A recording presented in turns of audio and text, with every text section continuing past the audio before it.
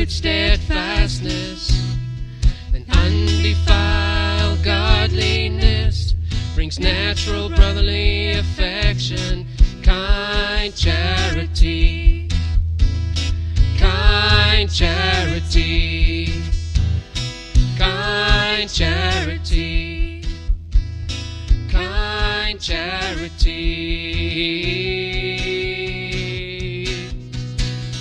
Body gifts, royalty, appointed gifts, natural ability, character, history, victory, excitement, spiritual gifts. These are our branches. These are our branches. These are our branches. These are our branches.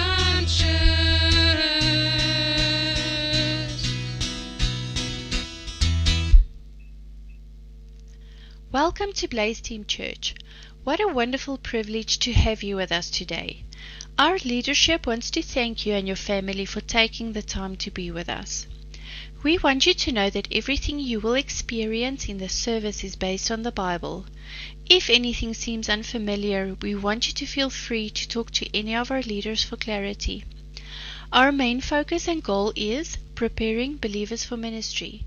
We believe that God has a personal appointment with you here today, and you will not leave this church in the same condition as you arrived. If you are a regular, we welcome you back and invite you to dive in and serve the believers as the Bible instructs.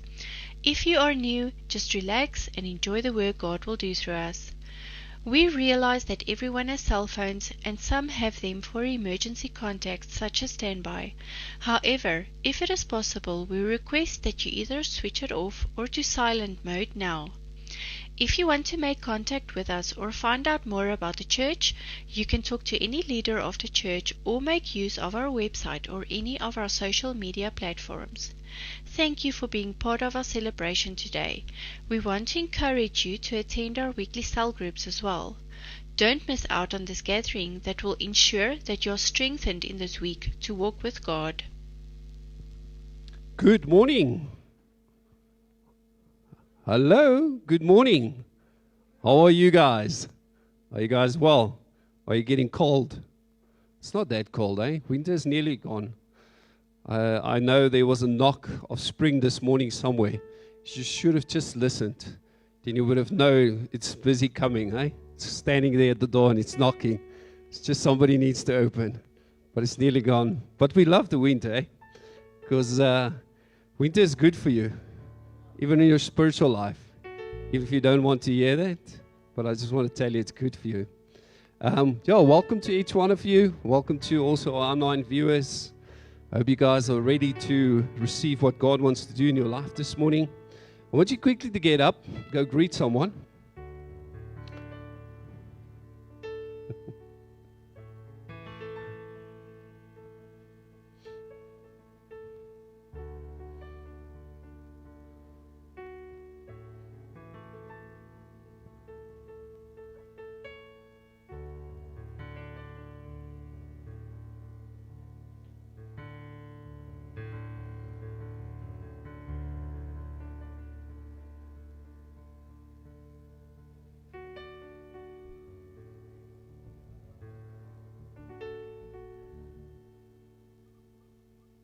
Awesome. So the women said they would love to be here this morning, but they enjoy the women's camp too much. Eh? So we're glad for the women's camp, for those who could go. And they enjoyed immensely. I know God is doing great things. There's amazing bonds that's being formed. And it's so good for the church. So good for the life of the church. You see, we are all part of the life of the church. Amen? And the amazing part is that God wants to use each one of us in the place where we're at right now. And with that, I just want to say we've got some announcements. On I think it's not this coming week. Is it this coming? Oh, it's next week. We have our War Weekend, but also our, Women's Day. So August is like for women. Come on. Hey, you guys get a day. It's like for the month. It's August. So you're supposed to be shouting, Cindy. Oh, Shanae. Oh, this ladies is still sleeping in here. But anyways, and then the 30th of August, we're going to have our table of giving. So it's all the white elephants, having at home that you don't use, but it's still working. You're going to bring them to the table, come and put it out, and you might just be blessing someone with something new. Amen? And with that, also this Saturday, we're going to have our celebration, our volunteer celebration, where we were celebrating the volunteers in what God has done in that quarter in all our teams. Amen? Great. So I'm just going to pray and just open the service and just give over to Bernard to take for the praise and worship. Let's close our eyes. Father, I thank you for who you are in our lives. I thank you that we can be part of this day today. And Lord, that you thought it, that we can come today and say, listen, my son, my daughter, I give you a new day. Let us rejoice and be glad in it. And this morning, Lord, we just want to come and give everything to you. And pray, Father, that you will just come and just flood us with what you've got this morning. Holy Spirit, you're welcome in this place. I pray for each thing that's going to happen this morning, that your name will be glorified. That all the praises and all the glory is going to you, Father, because it belongs to you.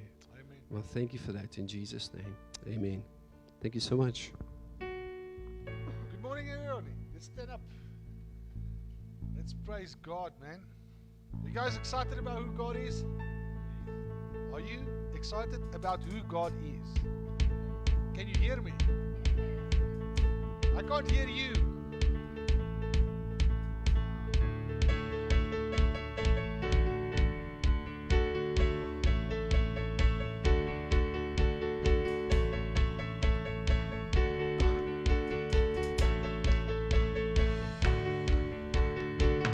I know He rescued my soul. His blood has covered my sin. I believe.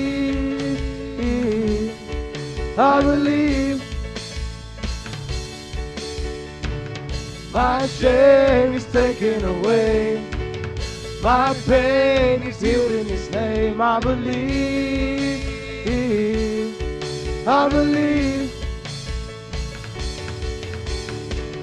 I'll raise a banner. My Lord has conquered the grave. My Redeemer lives. My Redeemer lives. My Redeemer lives. My Redeemer lives.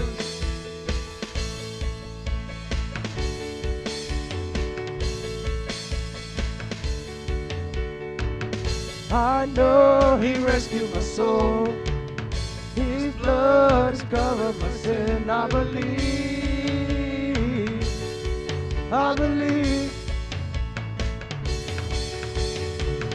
My shame is taken away. My pain is healed in His name. I believe.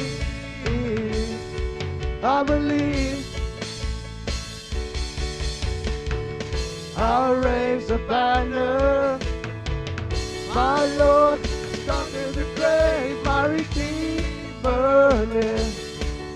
My Redeemer lives. My Redeemer lives. My Redeemer lives.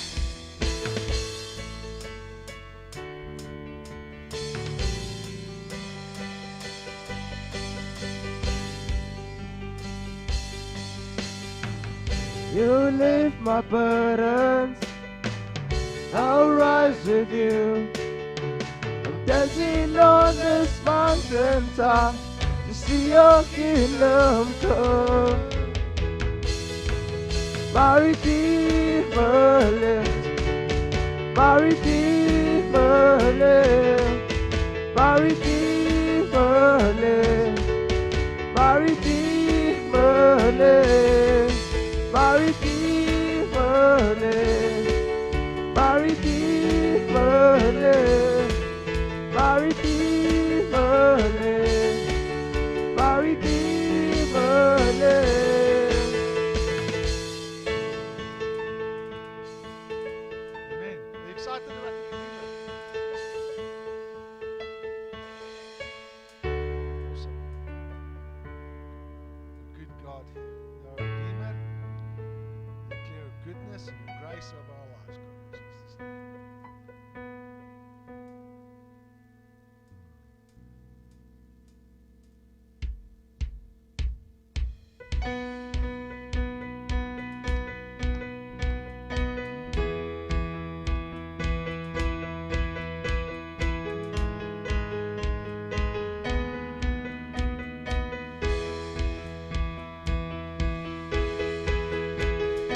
Great is your faithfulness, O God. You wrestle with the sinner's restless heart. You lead us by still waters into mercy, and nothing can keep us apart. So remember your people, remember your children, remember your promise, oh God. Your grace is enough. Your grace is enough. Your grace is enough for me. Your grace is enough. Your grace is enough. Your grace is enough for me.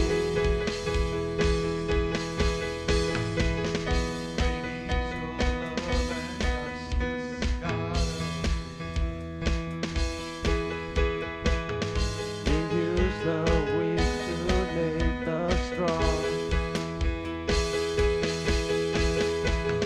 You lead us in the song of your salvation, and all the people sing along. So remember your people, remember your children, remember your promise, oh God. Your grace is enough. Your grace is enough. Your grace is enough for me. Your grace is enough. Your grace is enough. Your grace is enough for me. Your grace is enough. Heaven reaches out to us. Your grace is enough for me. God, I see your grace is enough. I'm covered in your love. Your grace is enough for me. Your grace is enough.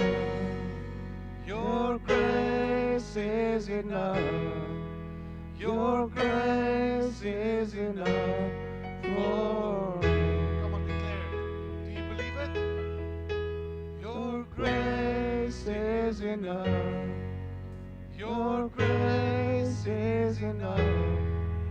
Your grace is enough for me. If you're going through a tough time, things look really hard and tough for you. And you're saying, God, I don't know what to do next. God, I don't know what's going on in my life. God is saying, His grace is enough. His grace is enough.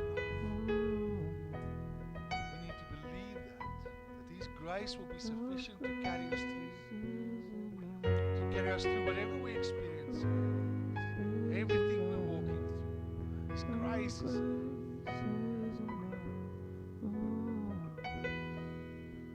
Your grace is enough. Your grace is enough. Your grace is enough for me. Yes, Lord. Grace is enough.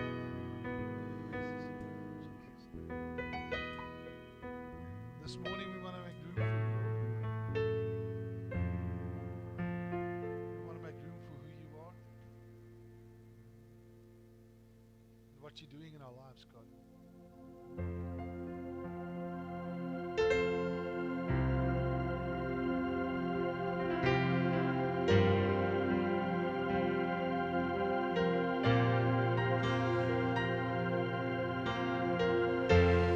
Here is where I live.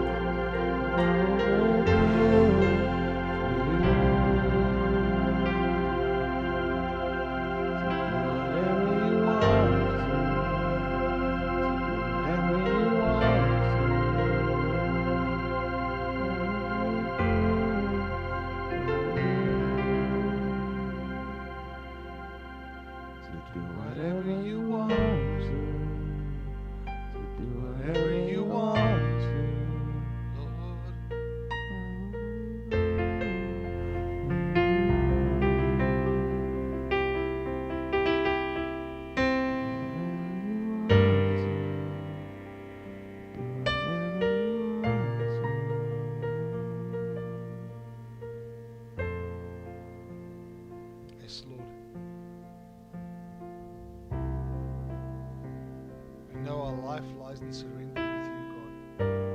We've been speaking about finding life together as a church, as individuals.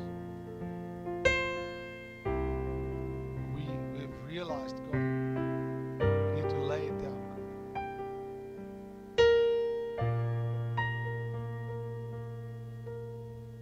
We just come and lay down our lives.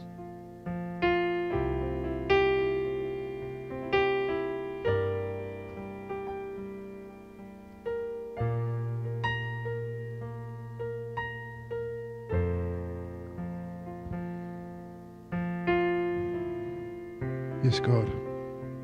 We come and submit ourselves to you this morning, Lord. I know it's human to look around and see the empty, the missing, the faces that's not here. But we are not here this morning to appease to people. We're not here this morning to put up a show. We're here this morning for God. We showed up this morning here to praise our King.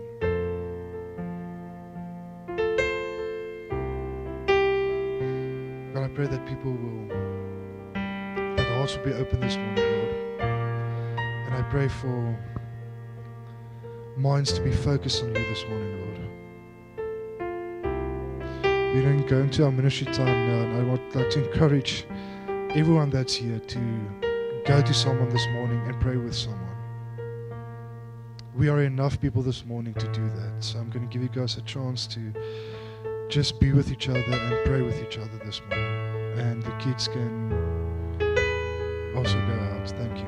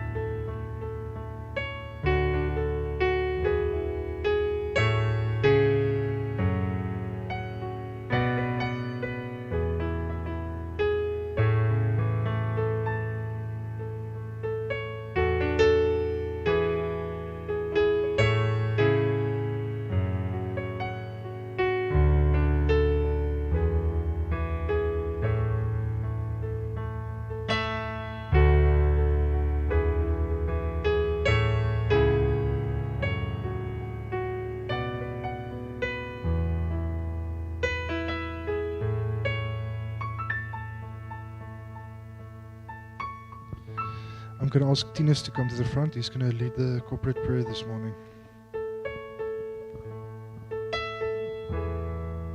Yes. Yeah. Bible is very clear when it tells us that we need to pray. I think in a couple of times, even where Jesus taught the disciples in Matthew 6, where he taught them how to pray. And when I read in 1 Thessalonians 5:7, he says, pray without ceasing.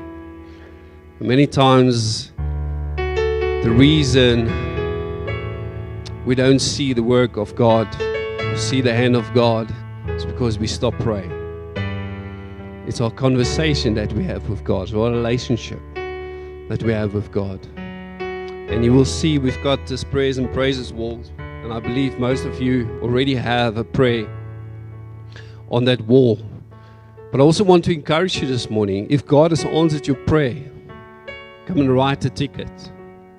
Come and hang it on there so we can celebrate with you, because that's your testimony of what God has done. Amen? And I see this morning there's someone's praise on there. That's we want to celebrate with, where God came and gave them a breakthrough in the business and in their finances. And this morning we thank God for that. And we know we're going to hear a testimony of that.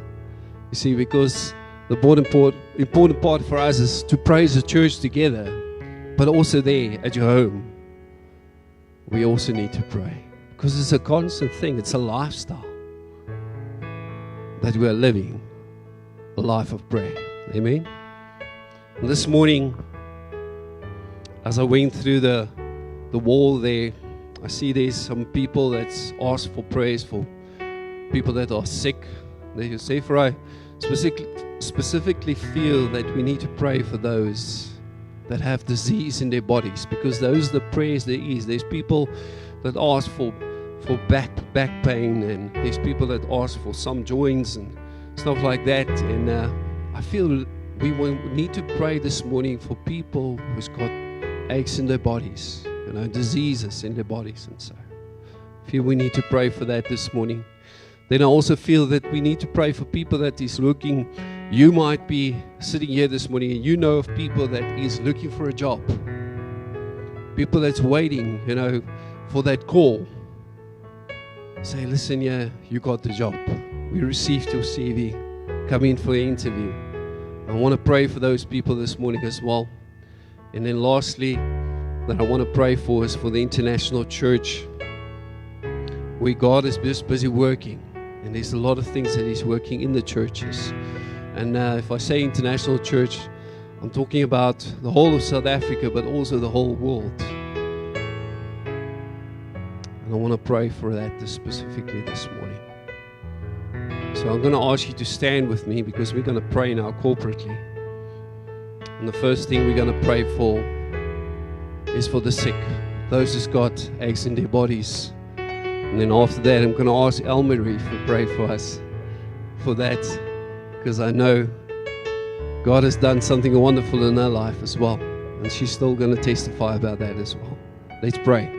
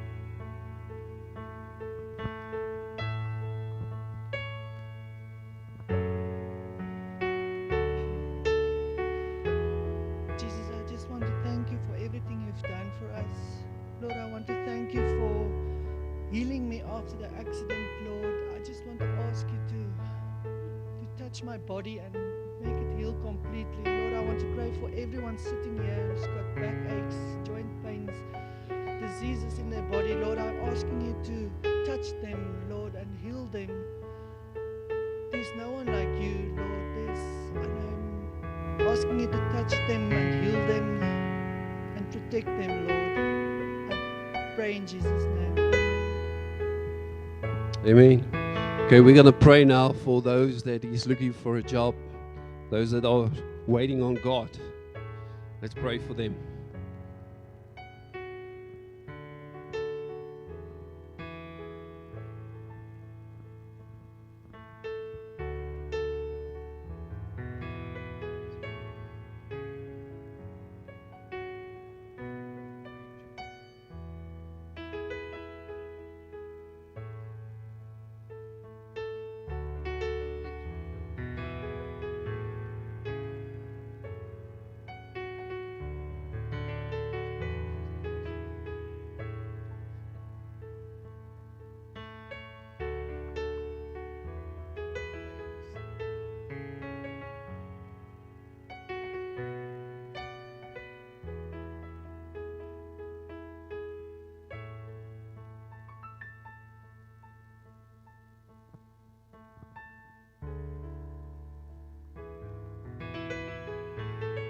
I'm going to ask Wayne if he can lead us in prayer with this.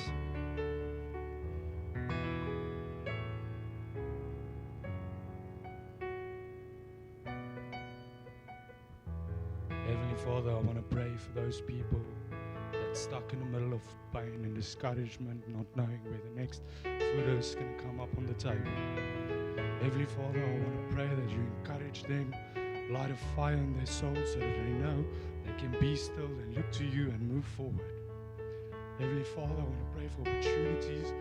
I want to pray for the families that's stuck there, Lord, so that they know you, Lord, so that your light can shine, so they can see which direction to go. Encourage them to know that the way is not to stop in the middle of pain, but the promise is on the other side. Lord, I want to ask you to bless these families that needs work, Lord, that needs work not just for their flesh, but also for you, Lord, so that they seek you first and know that you are the King. They seek your righteousness, Lord, and they should know that, and they would know that your blessings would follow. Lord, I pray this in the name of Jesus Christ. Amen. Amen. Let's pray for the international church there so we are.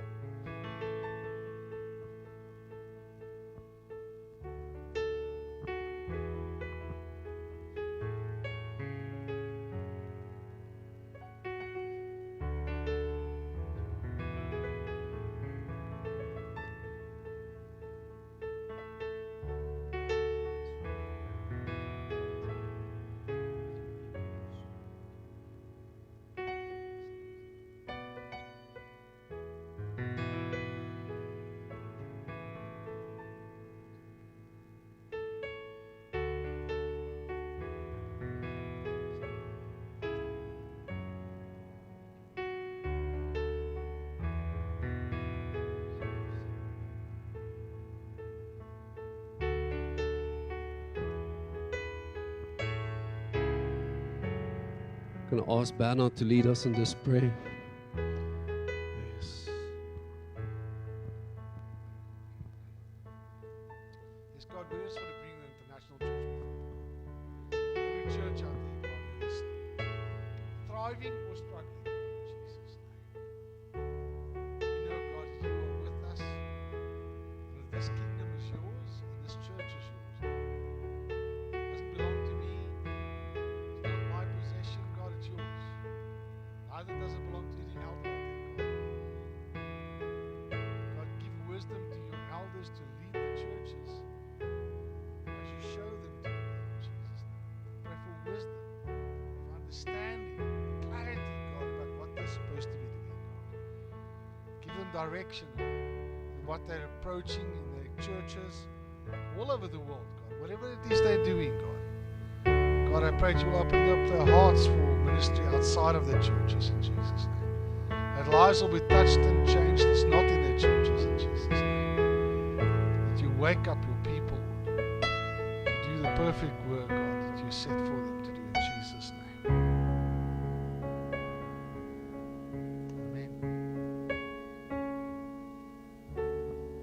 Amen. Thank you for Bernard for the ministry time. You guys can take your seats. Part of what we do in ministry and in worship is we submit our finances to God. And one of the hardest lessons I think to learn is that we are always taught to pray for breakthrough and trust God for breakthrough. And that is what we need to do. But a big part of it is putting actions to your faith. The Bible says faith without action or works or deeds is dead. If you believe that God's going to provide for a job, then it's your duty to get a CV and start sending it out and applying for jobs. If you just sit at home and asking for God to deliver a job, chances that it's going to happen or frustrate you is very big. Same with our finances. If you're trusting God for a breakthrough in your finances, then your actions should reflect that. You should tithe, you should sow, you should offer. You should submit your finances to God and allow Him to do what He needs to do. And it's a difficult thing. I know it's very difficult for anyone. But if we trust God to have a breakthrough in our finances, have a breakthrough in our lives, we would show that. And we would tithe, we would offer, we would sow, we would give back to His kingdom. So I'd like to invite you guys to the front, to the baskets here in front, and for the guys online, there is our banking details that you guys can also make use of. And the yoke is there at the back with Stuart. So I'm going to give you guys a couple of minutes to quickly do that.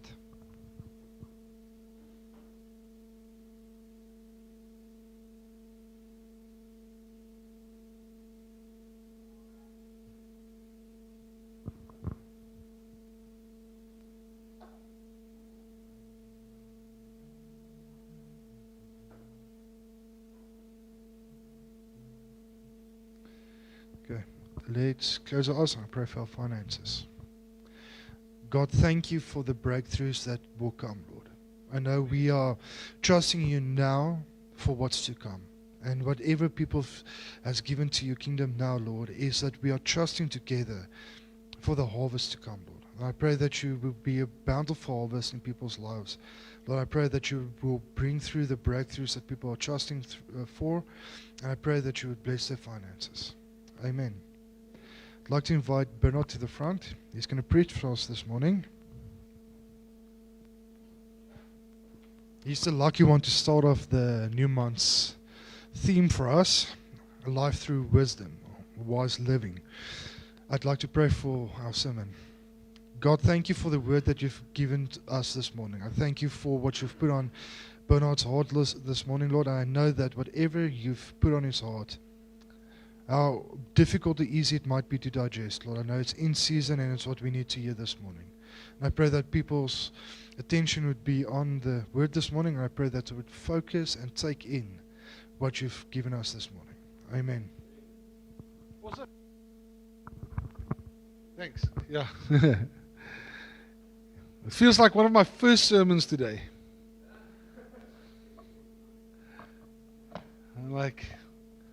It's about the same amount of people as well.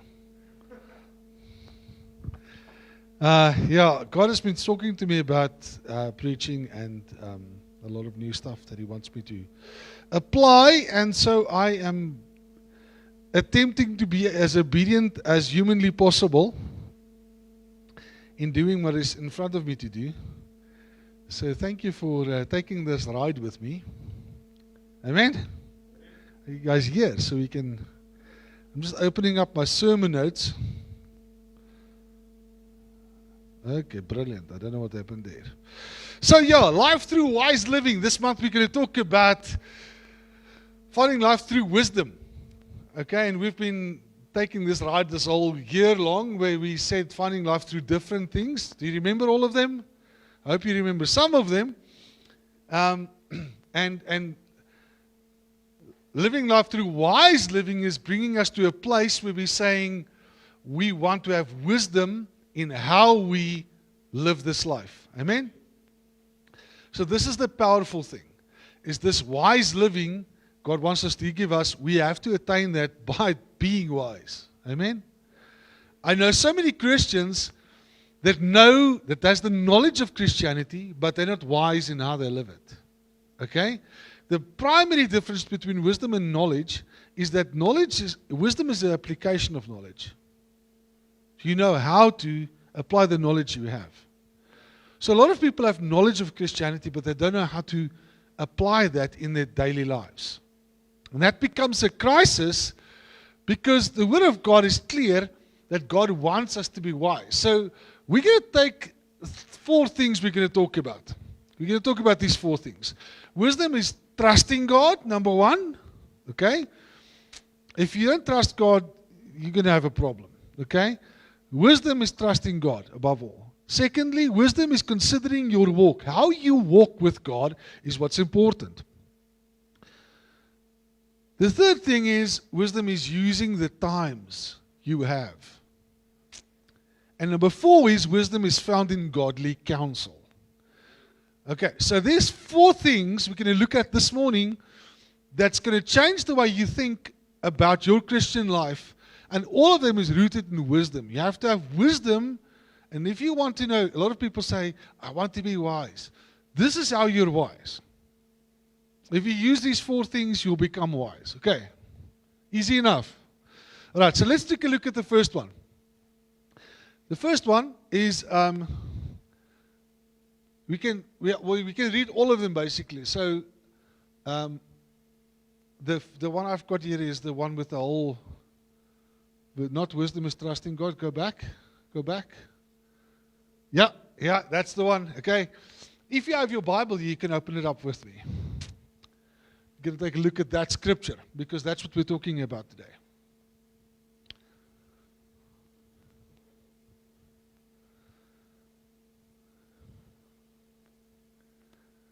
I'm so glad we got a heater in this church. Man, it's cold. It's only Tinus that thinks it's not cold, huh?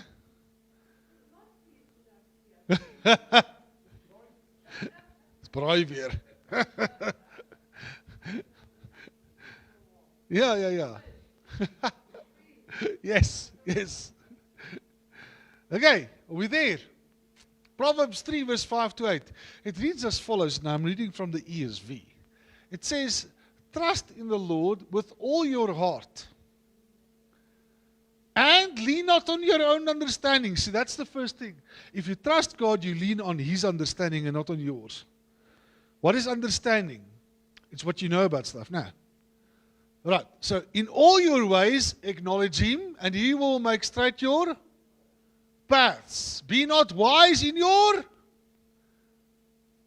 own eyes. Should I read it again? Be not wise in your own eyes. I'll say it again. Be not wise in your own eyes. You don't do that, do you? Never. Not you. No. Fear the Lord and turn away from evil. It will be healing to your flesh and refreshment to your bones. We're going to take a look at that. If you go to the next slide, I split it up. Trust in the Lord with all your heart and do it leader in understanding is number 1. The second thing is, in all your ways acknowledge Him and He will make straight your paths. That's the second one. The third one is, be not wise in your own eyes. And the last one says, fear the Lord and turn away from evil. It will be healing to your flesh and refreshment to your bones. How many of you need refreshment in your bones? I need that. Especially after a park run. So you're going to go to wisdom is trusting God, and I want to share this with you. So choose God's way above every other way. That's so important. If you want to be wise, you have to choose to do things God's way, whether it makes sense or not. Who can say amen about that? Okay? A lot of times we want to do things our way because we think it's the right way to do it. But the right way is God's way, always. Now, it's easy to say. Until I told somebody once said to me, what is submission really? And I said, well, submission is simple. You do whatever you're told. That's submission. That's as simple as it gets. Okay? So whatever God says, we obey. The problem with most people is they believe in limited submission. So I will submit as long as I agree. How many of you know that type of submission? You see, but that is not submission, because submission only kicks into play the moment when you disagree. Hello? The moment when you disagree is when you choose to obey and you submit. Because submission means to place yourself under. And so the moment when I do whatever you say, I don't have to submit under anything because I still agree with you. But the moment when I disagree with you is when I have to submit under what you say. That's why it's so difficult for people to do this thing. Because everybody submits as long as they agree. They want to go to a church where they agree with everything so that when they say they submit, it's easy because they agree with everything. But that's not submission. And the same works with God. You can't say I submit myself to God, but every time when you disagree, you do what you want to. Then you're not submitted to God. Then you do what you want to do. If you're saying, I've got a crisis at work, okay? Who doesn't have a crisis at work? I want to meet that guy, okay? I'm the boss and I've got a crisis at work, okay? The moment when I say, God, I've got a crisis at work, and God says, it's time for you to do ABC, and you say, wait a minute, I can't do that. Or you just do whatever you want to do. Don't go to Him and ask Him what He wants you to do. Guess what you're not doing? You're not submitting to God. You're not trusting God. If you trust God, you will submit to Him. Because it's only trust that makes you do what God says. If you don't trust God, you'll do what you say. Because you trust yourself. You haven't learned the lesson yet. I've learned one lesson very well, and that is that I am extremely inadequate. And my ideas is limited to a very small space of time, and I'm not as clever as I think I am. So I don't trust myself as much as I trust God. And this, what we're statement making, that scripture says, it's in Proverbs 14:12, if you want to check it out for yourself. It says, there is a way that seems right to man, but its end is the way to death.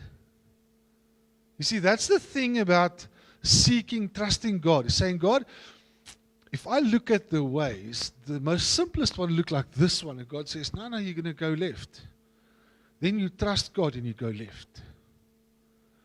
Because that way seems wise. And you're clever enough to figure out that's the best idea. But if you do it, might end up in death. The next slide says,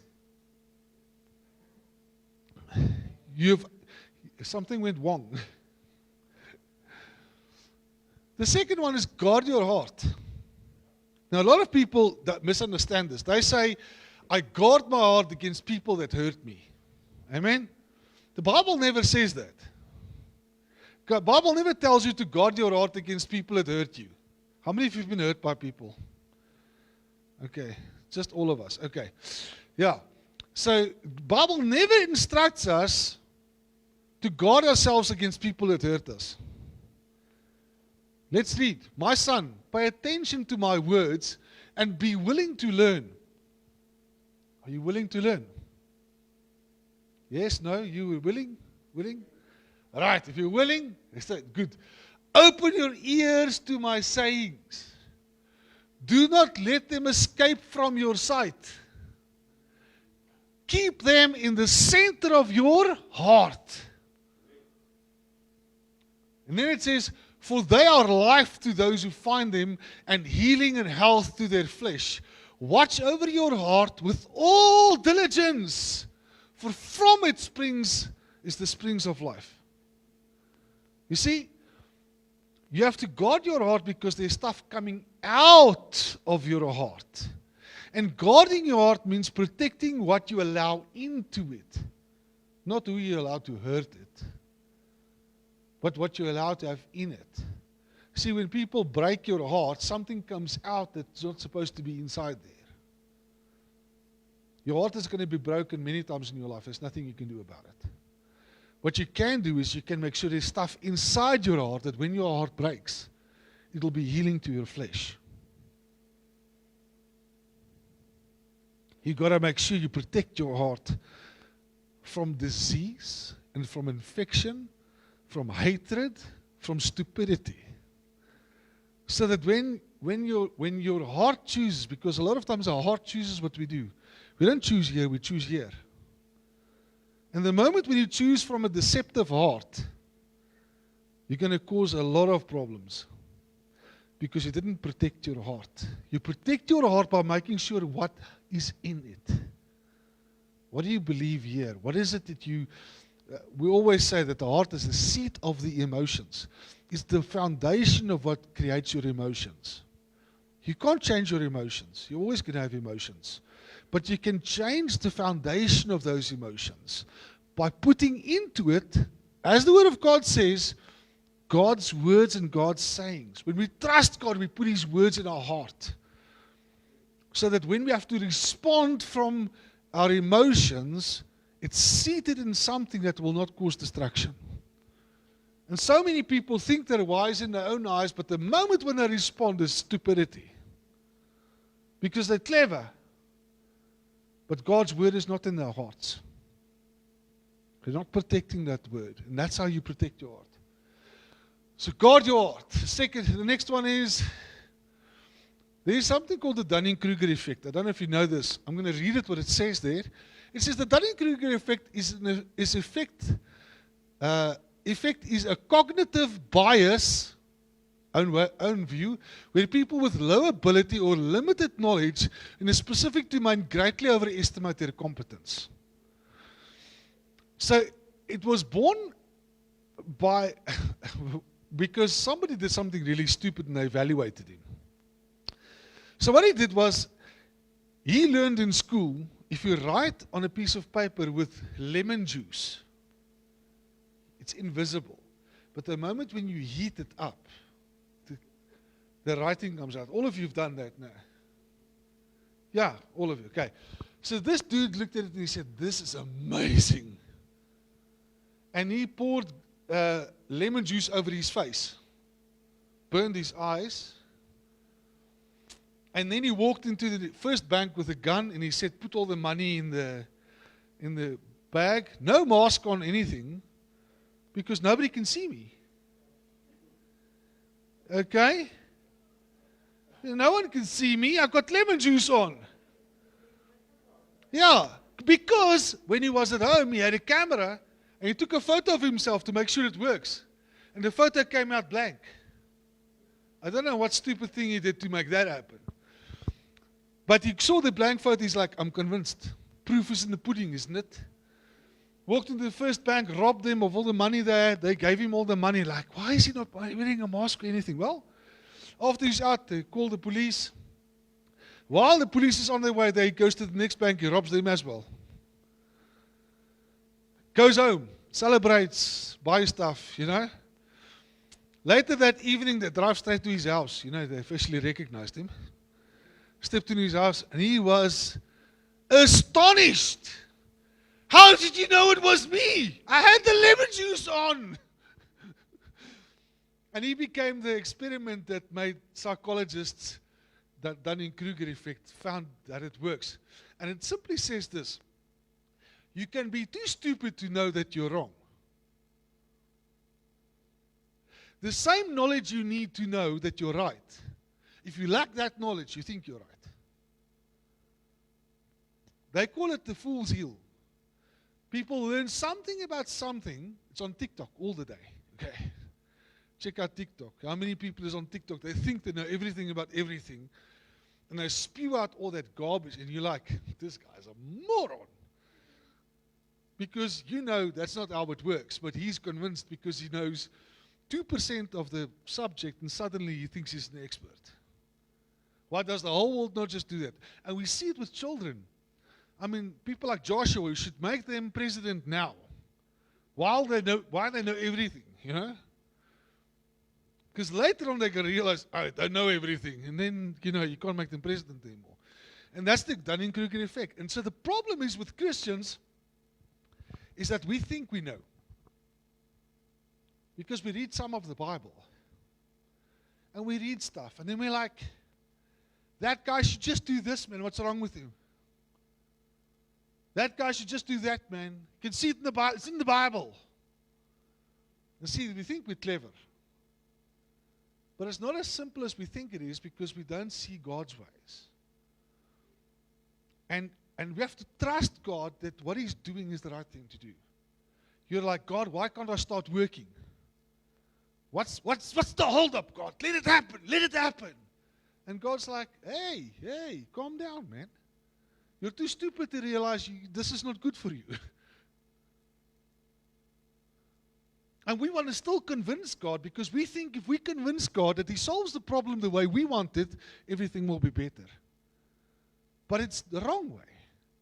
And we have to learn to trust God and say, I know I'm not clever enough to figure this out, so let's just trust God. Winter is still going to be a while, let's let it be. If there's anything you want to change in me, change it in me.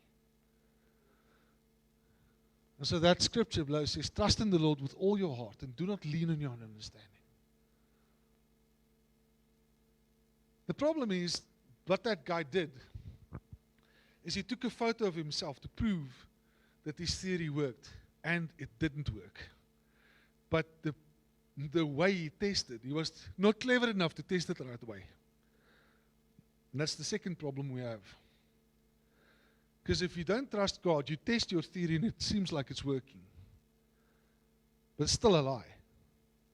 Because you're not clever enough to even test what you're thinking is right. Amen? You guys are so silent, okay? Anyway, next. So the second thing is wisdom is considering your walk. So the first one is wisdom is trusting God. The second one is wisdom is considering your walk. How do you walk before God? Now, the Word of God says you have to plan your actions. It's very clear about that. It says you have to decide what you want to do and then do it. You don't just do stuff. That's not wise. It's never wise to just run into stuff. Proverbs 4 verse 24 to 27 says, put away your crooked speech and put devious talk far from you. Let your eyes look directly forward and your gaze be straight before you. And then it says this, ponder the path of your feet. Ponder the path of your feet. Think about where you're going. Think about what you want to do. Think about it. Ponder. Please ponder. Okay? Then all your ways will be sure. Do not swerve to the right or to the left. Turn your foot away from evil. Okay. So the scripture is very simple. It says, figure out where you want to go and then walk that way. Think about it and then walk that way. Because it's when you're thinking about it, when you're considering it, that God can change your mind. Or tell you what's wise or what is not. But it's when we don't plan with God that we end up planning stupid things. Amen? We choose to do things that's against God's word, that's even evil. And then we think God's going to bless it. Because we're clever. And God should bless everything we do because we're so clever. Not you, nah. It's like, okay. Just give me another job, God. Just give me another one. Okay, next one. So, how do we consider we walk? The Word of God says, God will bless your walk in wisdom. He doesn't bless your plan. The revelation I had a while ago. God never blesses your plan. How many of you have good plans? Man, I've got all the best plans in the world, man. I can give you plans for days, okay? The problem is none of those plans is what God will bless. He never in His word says He's going to bless your plans. You know that. He says He blesses the way you walk in those plans. The way you walk is what God blesses, not your plan. Because if you never do the plan, what's the blessing worth? Absolutely nothing. Now here's the thing. This is where the Word of God says in Proverbs 69, says, the heart of man plans his way, but the Lord establishes his steps. The way he walks is what God blesses. And why does God bless it? Because we take the plan to Him every morning, or every evening, and we're like, God, the plan is for me tomorrow to do ABC. Is that going to work? Is that what you think is the wise thing to do? Remember I said in the beginning, you can have knowledge, and it's because of knowledge we plan stuff, but it's wisdom how you walk that out. And if you sit with God every evening, you're like, God, tomorrow I got to sort out Jonathan with all his nonsense that's giving me grief here and there. I want to really, God, see how I can turn the tide on this thing. What can we do? Give me wisdom here. And you sit with God to give you wisdom of what to do. Then God can give you wisdom on how to walk it out. And then He blesses that. Because He blesses obedience. Amen? Does it make sense? So walking out the plans in wisdom takes careful consideration. Ponder over it. How are you going to do that? How am I going to fire this person? How am I going to explain to my boss that this is impossible to do? How do I do that? Sit with God about it. Now here's the important thing, number 3. Bring every situation before God and listen very closely. Do not ask God to fix the problem. You see, we want God to be a genie in a bottle. Oh, I got a problem with my husband. Fix him. I have a problem with my wife. Fix her. I have a problem with my car. Fix the car. I got a problem with my boss. Fix the boss. That's not how God works. He doesn't work that way. He wants to change you if you haven't figured it out yet. Because He's more concerned with your character than your comfort. So what He wants to do is change you. So if you want an effective prayer session, you sit before God and you say, God, Johnny is a really stupid human being. And he's making life really tough for me. But I know you don't want to change him, so how can you teach me how to work with him? What is it I need to do, God? How do I have to speak to him? What's the approach I need to take? And you know what happens? The moment when you start doing what God says, He will fix the situation because you're obedient and He will bless that action. Amen? That's a tough thing, eh? So bring every situation before God to adjust your thinking. You have to protect your heart. Because when you face that situation, you have to get your guard on your heart. Remember, we spoke about that. But if you don't guard your heart while you're praying about the situation, then you're going to walk into the situation, you're going to lose your temper and yell and scream, and nothing is solved. I'm talking from experience. I know how it works. You just lose your mind because this person. Meanwhile, you didn't protect your heart. You didn't fill your heart with the wisdom God wants to give you so you can handle the situation. I mean, not you, I mean the other people. No, you do that. I mean, that next one. So you have to know what the will of the Lord is. What is the will of the Lord? The will of the Lord, what is His will? What does He want?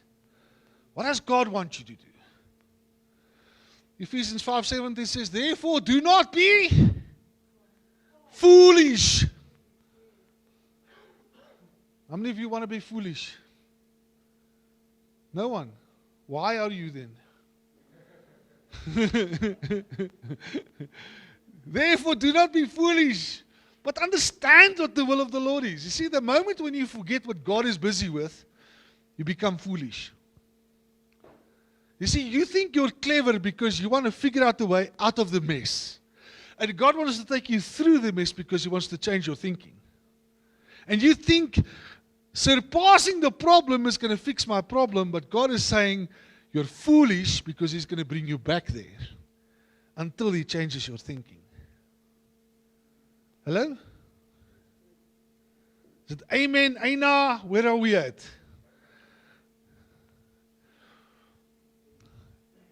Romans 12:2.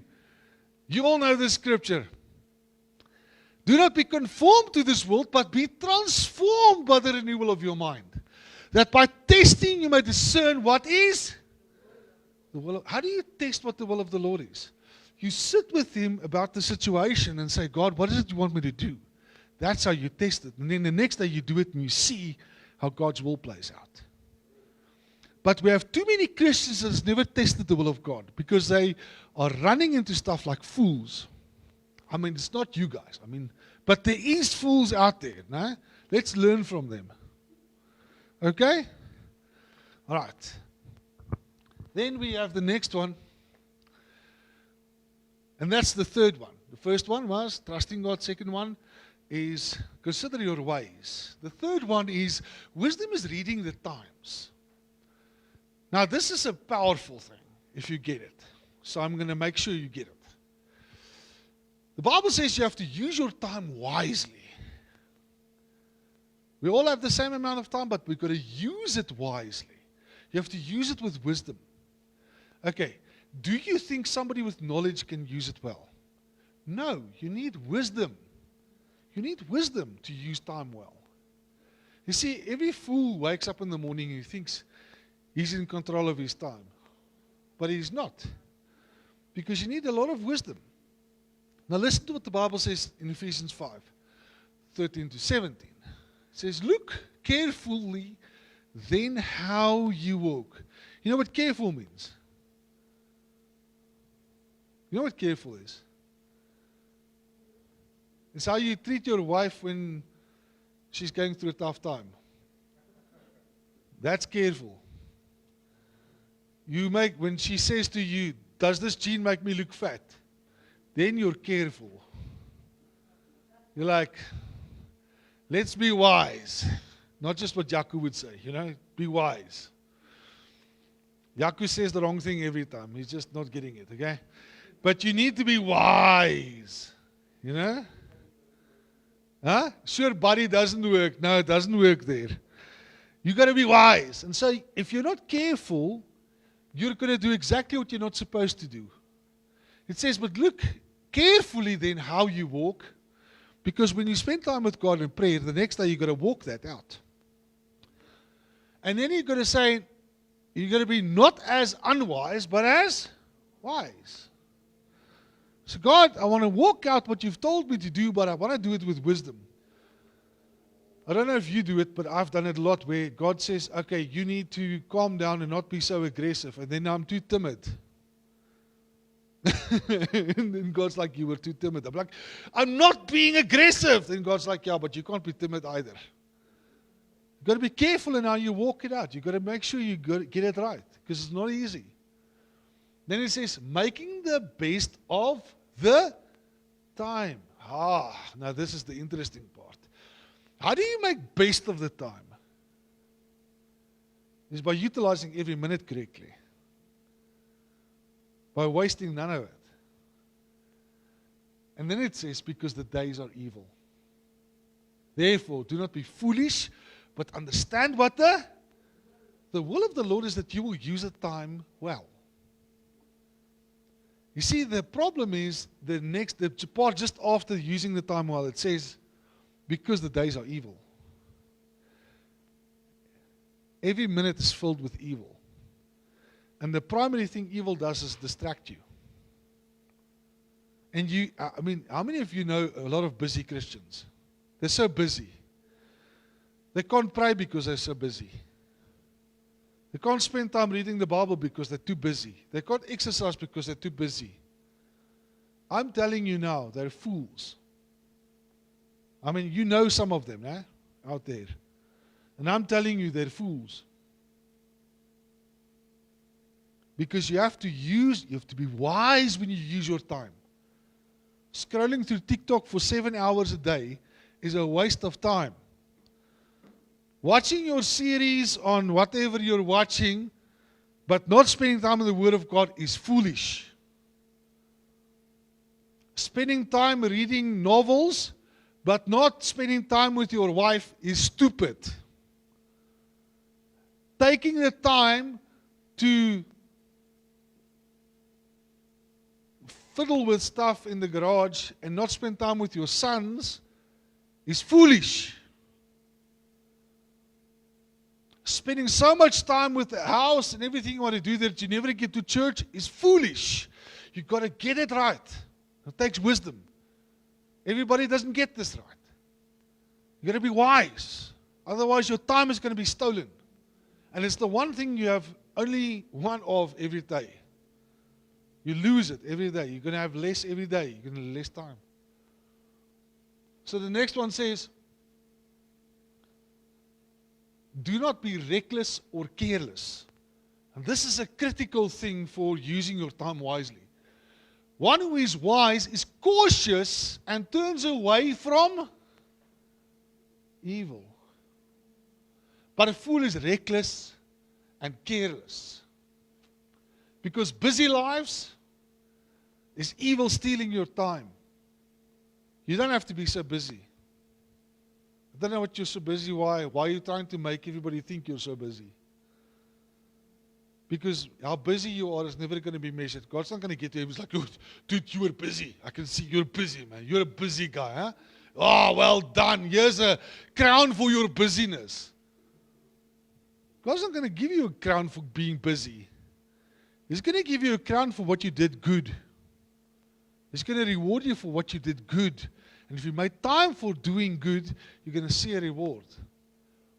But there's too many hours in my life that I've wasted. I'm going to get to heaven and God's like, can we scrap out this year? Because that was useless. There's another 5 that's gone. You know, nothing there wise. You see, there's an interesting thing. The Garden of Eden, what was the fruit they shouldn't have eaten from? Yeah. They say it's the tree of knowledge. Not wisdom. Tree of knowledge. Of good and evil. You see, we have knowledge of good and evil, but it takes wisdom to choose the good. If it was the tree of wisdom, they would have been clever after that. But they got more stupid after it. Wasn't cleverer. That now you know what's wrong and you still choose wrong. That's foolish. If you want to choose well, you have to be wise. Think about what you're doing with your time. What is that fruit going to be on the time you're spending? Is that what God wants you to be busy with? And I'm not saying you should pray the whole day. That's not what I'm saying. But I'm saying be wise with what you do with your time. Sit down with God and say, God, how much time do I need to pray in a day? God's not going to tell you 24 hours, don't worry. But He's going to tell you to pray more than what you're praying now. He's going to tell you to spend more time with the Word than you're spending now. He's going to tell you to spend more time with encouraging others than what you're doing now. Some things you do has no everlasting value. You're wasting your time on it. You're wasting your time on it. And it's foolish. Because you're allowing evil to rule your life. Next.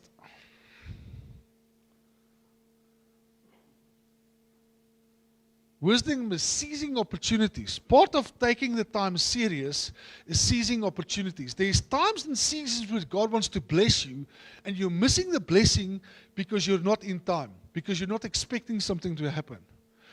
But when you spend time with God, and you say, like, God, what do you want to do? And God tells you, it's time now to invest in that, or time to spend time with this. If you listen to Him, you're going to spend time with the right stuff at the right time. And you're going to, because the Word of God says there's seasons and times for everything. There's a time to build up and there's a time to break down. How many of you have seen stuff that you see, this is not right? And then you think, how can I fix this? But if you go spend time praying, God, a lot of times says, leave it. Like Jesus said to the guys, leave it, don't touch now, leave it for later. Don't touch it now.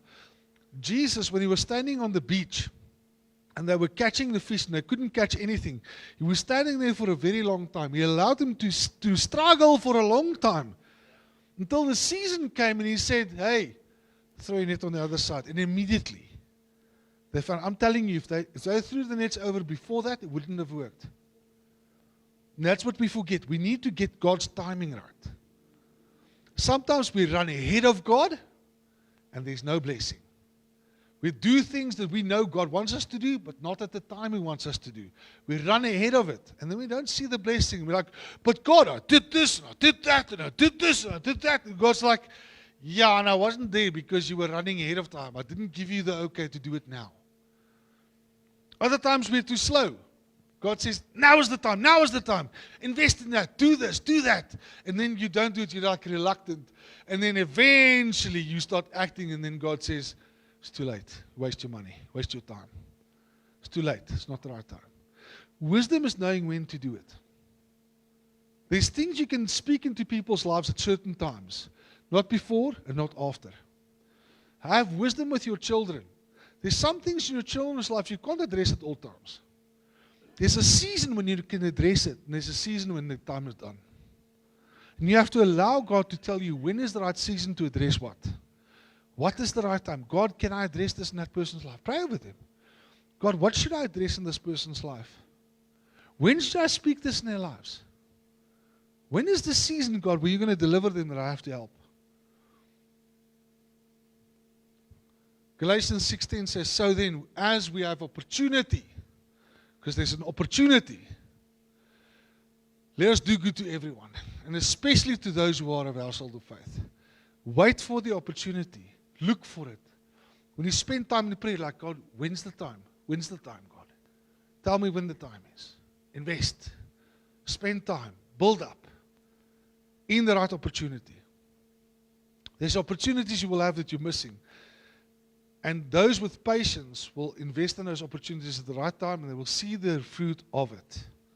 But if you're unwise, you're not going to see it. Next. Last one. Wisdom is found in godly counsel. Wisdom grows through humble counsel. Without counsel, plans fail. But with many advisors, they succeed. It's because of the Dunning-Kruger effect. Because you think you're clever until and you don't want to ask people for advice because you might know that they're going to tell you you're stupid. And then afterwards you want to complain to everybody about something stupid you did. And you're like, if you asked us, we'd have told you that's stupid. But you were too scared to ask everybody because you were thinking you're so clever, how would anybody disagree with you? And that's how you got in there. Sit with people that's wise around you. And this is very important. Part of the Dunning-Kruger effect is this thing.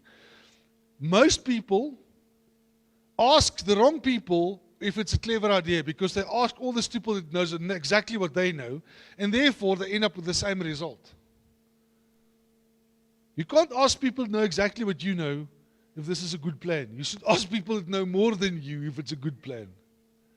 Find people that's wise around you and entrust them with ideas so they can give you proper guidance. And don't trust one person, many advisors. Ask a lot of people, is this a good plan? Is this what I should be doing? God is talking to me about this. Is this the right thing to do? Don't trust yourself. Trust God. Let Him speak through wise people. So trust God and don't be arrogant. God uses others to change your mindset. They will address your mindset. They will say, it's not really going to work now.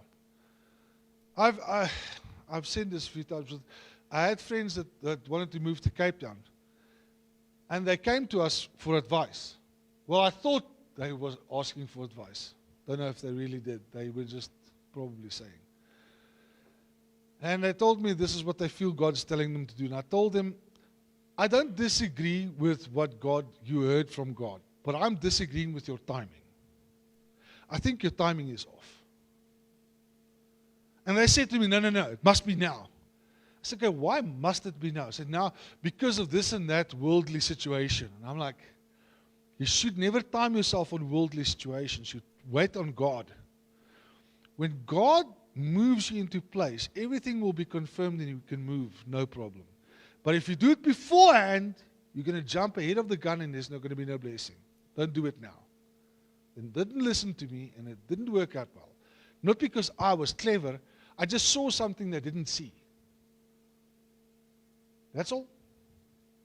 If they asked other, and they did actually ask other people, that also said the same thing. But the idea is there was people that didn't see what they were seeing, and their hearts were deceiving them. Their hearts were deceiving them. And I could see it because my heart wasn't deceived about that situation. It's deceived about my own situations, but not about their situation. I could see that clearly. And the same happens with all of us. We get deceived and we don't ask for good guidance and we don't listen. We just think people are against us if they don't agree with us. People don't agree with you because it's sometimes just unwise.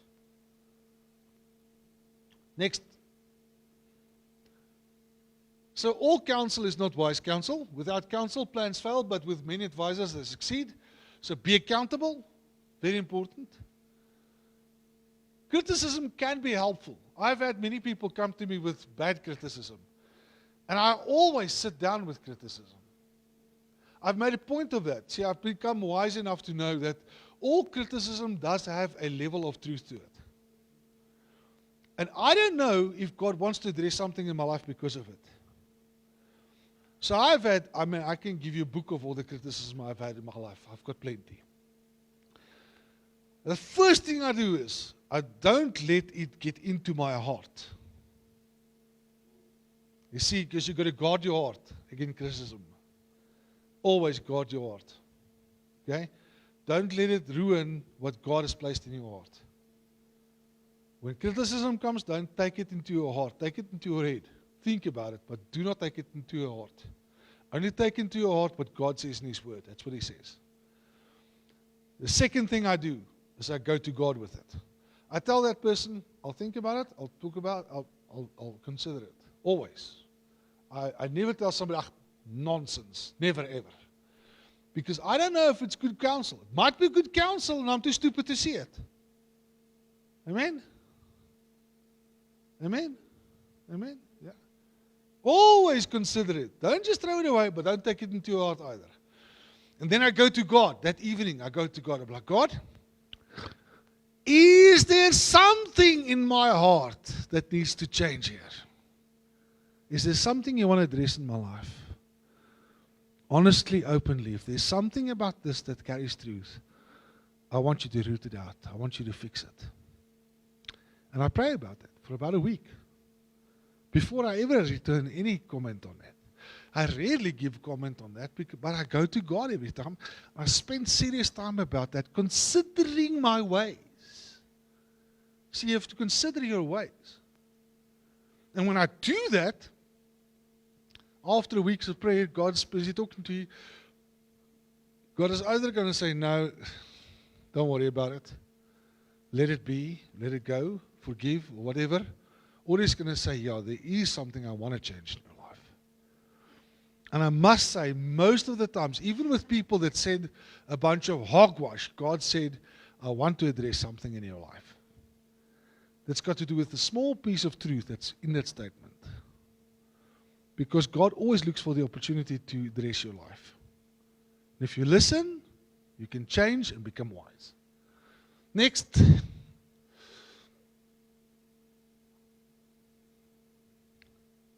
This morning we spoke about all this.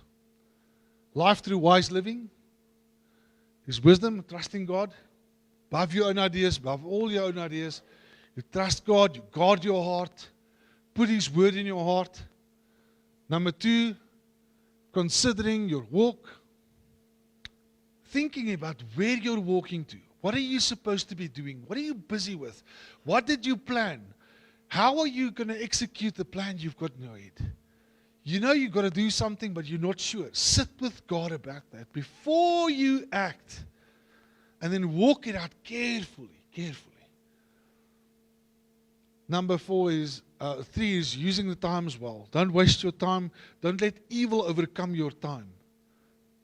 A waster of time will never be wise. And number 4 is wisdom is found in godly counsel. Get good people around you. You can entrust with what you're thinking and what you're praying about. Trust God to get people around you that can give you wisdom and can give you good ideas and that you can sit with God about. Amen. I want to pray over that in your life. Can we do that? God, this morning, we want to be wise. We're going to spend a month, God, on being wise. And we don't want to be wise in our own eyes, but we want to live lives that's wise. We don't want to waste our times.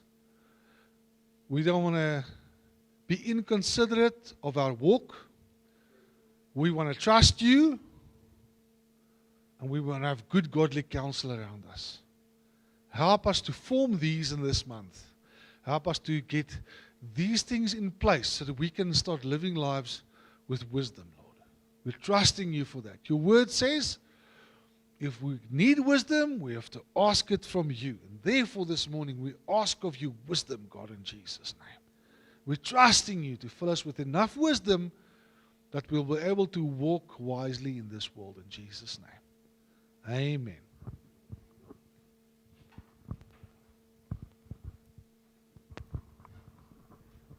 Thank you, Bernard, for that word. I hope you guys made note, because this is actually one of those sermons where you listen to it, but you also go back and you go and look into your own life and you see where you're at, and you ask God about it. It's so important, because that's wisdom. That's wisdom, is to take what God is teaching us and go apply it to our lives. Amen. Great. I'm going to ask you guys to stand with us. We're going to be finishing off the service now. We're going to do the creed and what we believe.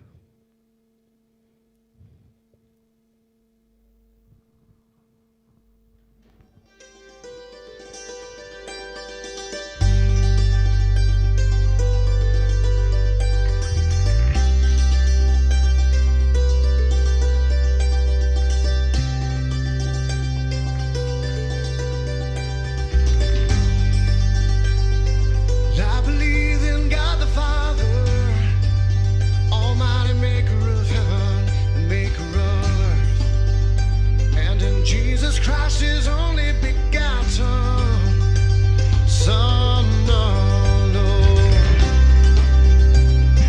He was conceived by the Holy Spirit, born of the Virgin Mary, suffered under Pontius Pilate. He was crucified and dead and buried. I believe that He who suffered was crucified, buried, and dead. He descended into hell now. On the third day He rose again. He ascended into heaven, where He sits at God's mighty right hand. I believe that He's returning to judge the quick and the dead and the sons of men. I believe in the Holy Spirit, one holy church, the communion of saints, and the forgiveness of sin. And I believe in the resurrection. Lord, I believe in a life that never ends. I believe what I believe. So it makes me who I am. And I did not make it. No, it is making me. No, I did not make it. No, it is making me. No, I did not make it. No, it is making me. It's the very truth of God and not the invention of any man. I believe it.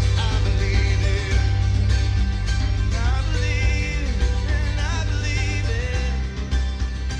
Oh, I believe it. Oh, Lord, we believe it. Amen. So just want to leave this week. As we leave today, remember this. Wisdom is not simply knowing what is right. It's choosing to live it. God's word was never meant to stay in our minds. It is meant to shape our hearts, our decisions, and our lives. This week, don't just ask God to bless what you're doing.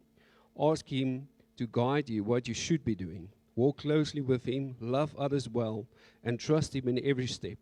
May the Lord give you wisdom, peace, and courage until we gather again. God bless you. Thank you so much, guys. Have a wonderful afternoon.